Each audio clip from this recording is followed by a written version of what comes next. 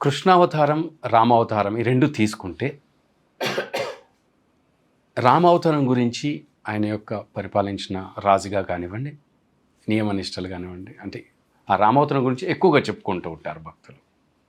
అంటే దేన్ని ప్రామాణికం చేసుకోవాలి? అంటే ఇప్పుడున్న భక్తులందరూ కూడా. చాలా సింపుల్.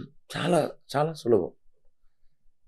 రాముడిలా జీవించు, కృష్ణుడిలా ప్రవర్తించు, కృష్ణుడిలా ఆలోచించు.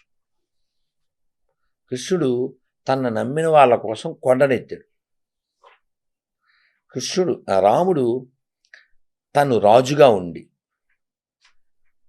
అతను యాక్చువల్గా రాచరిక పాలన, ప్రజాస్వామ్యం కాదు.